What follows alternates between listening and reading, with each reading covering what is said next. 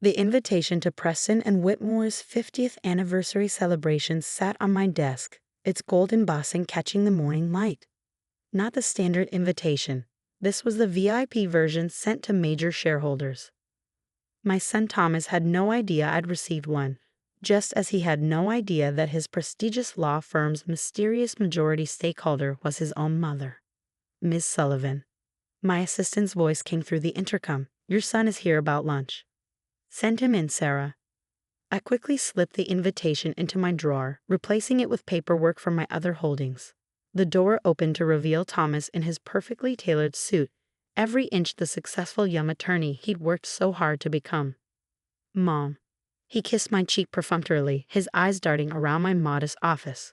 The space was intentionally understated, just one of many careful choices I'd made to maintain my cover as a small-time property manager rather than the owner of a billion-dollar investment empire. This is nice, he said, in a tone that meant exactly the opposite. Have you considered the renovation offer I mentioned? I know some excellent contractors. I'm comfortable here. I gestured to the chair across from my desk. How's the partnership track going? His face lit up. Actually, that's what I wanted to discuss. The anniversary gala tomorrow night. All the major partners will be there, including our mystery investor. He straightened his Italian silk tie, a gift from me, though he thought it came from his trust fund. It could be my chance to make senior partner early. That's wonderful. I kept my face neutral, remembering last week's board meeting where I'd anonymously reviewed his file. He was good at his job, but not quite as exceptional as he believed. Will Victoria be attending? Of course. Her father's on the board. He shifted uncomfortably. Listen, Mom, about tomorrow night. Maybe we could have our own celebration another time. The guest list is very exclusive, and your mother's background might embarrass you. I finished quietly. It's not that, he protested too quickly. It's just, these people, they're very particular about image. Victoria's father especially. You understand, right? I understood perfectly. I understood how Howard Preston II had nearly bankrupted the firm his grandfather built before my investment group stepped in 5 years ago. I understood how Victoria's father, James Whitmore, had voted against hiring Thomas until he learned of his trust fund and connections. Of course I understand. I smiled, thinking of the changes I'd approve for tomorrow's event. You need to maintain appearances. Relief flooded his face. Thanks, Mom. I knew you'd get it. Maybe next weekend we can do lunch at that little diner you like. The little diner was actually an exclusive chef's table I owned, but Thomas assumed its understated exterior meant it was beneath his new social circle. Amazing how perception clouded reality. Actually, I said, checking my calendar, I'll be at the gala tomorrow night. He nearly choked on his imported water. What? How? The cleaning service I manage handles the building's maintenance. Another careful misdirection. My company owned the entire building, along with half the block. I'll be overseeing the event staff. Mom? No. Real panic crossed his face. You can't. Victoria's family, the partners, they can't see you working as a glorified janitor. The words hung in the air between us. 25 years of sacrifice, of building an empire in secret while raising him alone, reduced to glorified janitor. Interesting choice of words. I kept my voice level. Tell me, Thomas, have you ever wondered how you got that interview at Preston and Whitmore? Or how your trust fund stays so healthy? I earned my position, he said stiffly, through hard work and talent. Did you? I pulled out my phone, showing him his original application, the one that had been quietly flagged for rejection until my office intervened. Or did you benefit from connections you didn't know you had? Color drained from his face. What are you saying? I'm saying that tomorrow night will be very educational. I stood up, smoothing my simple but impeccably tailored suit. For everyone. Mom, please. He followed me to the door. Whatever you're planning, don't ruin this for me. The Whitmores, the partners. They're my future. I paused, studying my son's face. Somewhere between his Ivy League education and his corner office, he'd forgotten the lessons I tried to teach him about judging people by appearances. Your future. I opened the door. We'll see about that tomorrow night. Oh, and Thomas, do remember to be polite to the cleaning staff. You never know who might be signing their checks. He left in a confused haze, probably already crafting excuses to tell Victoria about his embarrassing mother. Let him worry. Tomorrow night would reveal more than just the identity of Preston and Whitmore's majority shareholder. After all, I hadn't spent 25 years building an empire to have my own son tell me to use the service entrance. Sometimes the most valuable lessons about respect come in the most expensive packages. And tomorrow's lesson would cost some people everything they thought they owned.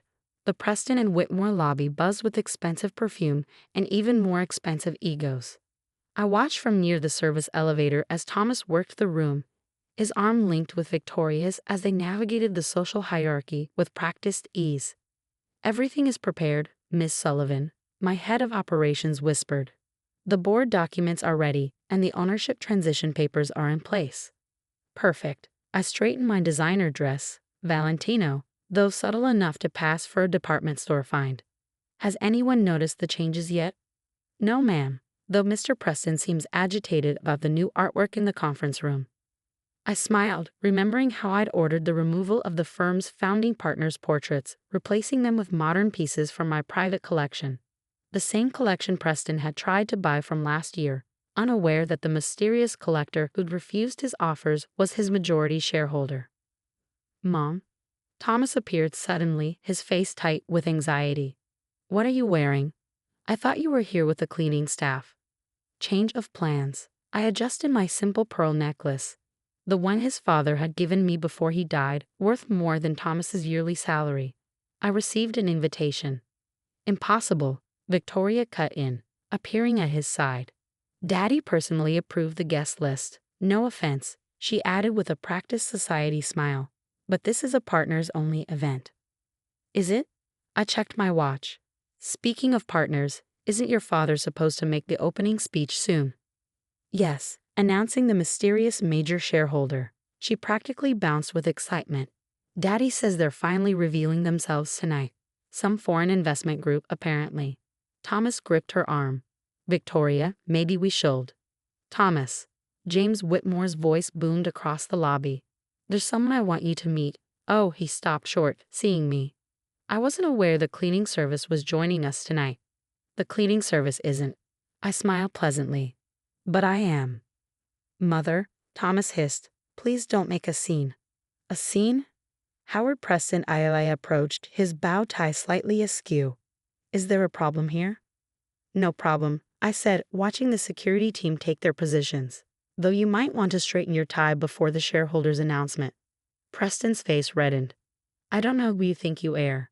Actually, my head of operations interrupted smoothly. "That's exactly what tonight is about." He handed me a folder. "The papers you requested, Ms. Sullivan. Or should I say, Chairwoman?" The silence that followed was delicious. Thomas swayed slightly, while Victoria's perfect smile froze in place. "Chairwoman?" Preston choked out. But you're the cleaning lady." I opened the folder, extracting the ownership documents. Amazing how easy it is to observe a company's true nature when they think you're invisible.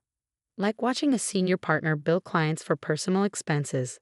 I looked pointedly at Preston, or seeing board members trade on inside information. My gaze shifted to Whitmore. "You can't prove anything," Whitmore blustered, but his complexion had turned ashen. "Actually, I can."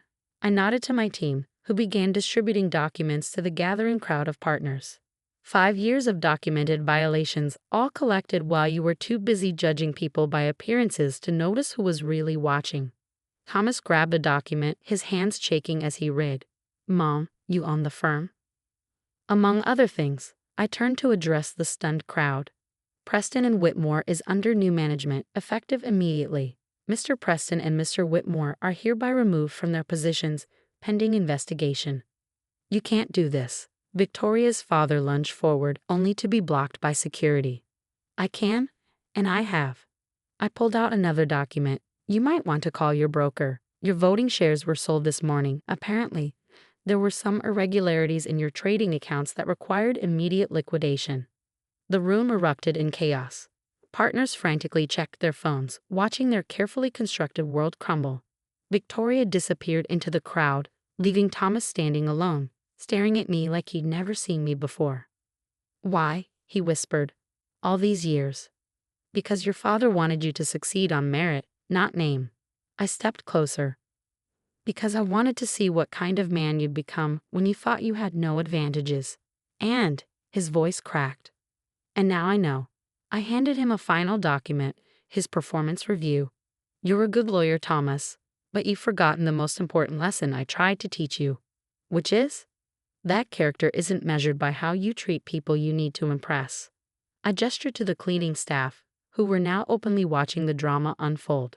It's measured by how you treat people you think can't help you. The reality of his behavior over the past years seemed to hit him all at once. The dismissive treatment of support staff, the embarrassment over his working-class mother, the social climbing at the expense of genuine relationships. What happens now? He asked quietly. That depends on you. I straightened his tie. Another gift he'd never known came from me. The firm needs lawyers who understand both success and humility. The question is, are you ready to learn both? He looked around the room, at the partners scrambling to save their positions, at Victoria arguing with her disgraced father, at the staff who no longer hid their knowing smiles. I'd like to learn, he said finally, from the beginning. No advantages. Good. I handed him a new employee badge, entry level, his name only, because tomorrow you start over. As does this firm. After all, sometimes the best way to build something worthy is to tear down the facade and start with truth as the foundation. The cleaning staff began serving champagne, vintage bottles I'd selected personally. It seemed fitting that the people Thomas had once ignored would be the ones witnessing his first step toward becoming the man I'd always hoped he'd be. 6 months later, I sat in my newly renovated office at Preston and Whitmore, now simply Harrison Legal Group, reviewing applications for our new community legal aid program. The firm had transformed from a symbol of old money privilege into a force for change in corporate law. A knock at my door revealed Thomas carrying a stack of files and wearing a much more modest suit than his former designer wardrobe. The pro bono cases you requested, he said, placing them on my desk, and the junior associates are ready for their mentoring session. I studied my son, not the polished facade he'd once presented, but the genuine person emerging from beneath years of artificial prestige. Starting over as a junior attorney had been hard, but he'd surprised everyone with his dedication. How's Victoria? I asked, though I already knew. Our security team had reported her last week, attempting to access the building after hours. Still angry. He sat down heavily. She's been calling, saying her father could fix things if I helped him regain control of some shares. And I told her that integrity isn't negotiable. A small smile played at his lips. Something I should have learned years ago. The transformation hadn't been easy. After the gala revelation, many of Thomas's so-called friends had disappeared along with their positions and privileges. But others had emerged, particularly among the staff he'd once ignored, who now watched his journey toward redemption with cautious optimism. The cleaning staff invited me to their holiday party, he said suddenly, not as a boss or a lawyer, but just me, Maria's daughter, the one whose college you pay for. She's graduating law school next year. I've been helping her prep for interviews. Pride, real pride, not the artificial kind, warmed my chest. Life has a way of coming full circle.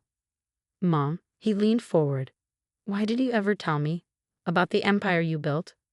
I considered the question carefully. Would you have learned the same lessons if I had? Before he could answer, my assistant buzzed. Miss Sullivan, the new legal aid clients are here. Send them in. I stood, watching Thomas straighten instinctively, ready to help people who remind you of who we really are. He nodded, moving to open the door.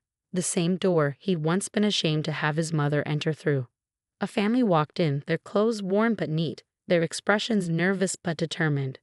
The father had lost his small business to predatory lenders, the same type of financiers Thomas used to represent. Welcome to Harrison Legal, Thomas said warmly, pulling out chairs for them. Tell us your story. As they spoke, I watched my son take notes, ask thoughtful questions, and treat them with the respect he finally learned was every person's due. No artificial charm, no condescension, just genuine commitment to helping people navigate the system he now understood from both sides. We can't afford much, the father said apologetically. That's not a concern, Thomas assured them, catching my eye. This firm was built by someone who taught me that true value isn't measured in billing hours. After they left, hope replacing fear in their eyes, Thomas lingered in my office.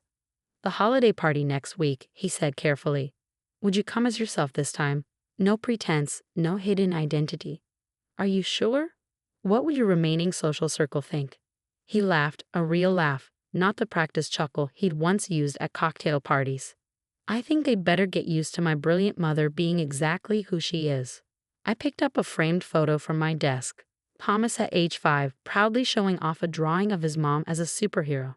Somewhere along the way, he'd forgotten that little boy's wisdom about what really made someone special. The cleaning staff is coming too, he added. Maria's bringing her famous empanadas. And I thought maybe we could announce the scholarship program. The one for children of service workers? You mean the Thomas Harrison Memorial Scholarship? I smiled at his surprise. Named after a young lawyer who learned to see people's true worth. His eyes misted slightly. Thank you, Mom. Not just for the empire you built, but for caring enough to tear down mine so I could build something better. As he left my office, through the front door, head held high, I thought about legacy. Not the kind bought with money or status, but the kind built through actions and choices. Sometimes the greatest gift we can give our children is the chance to fail at being who they think they should be, so they can succeed at becoming who they really are.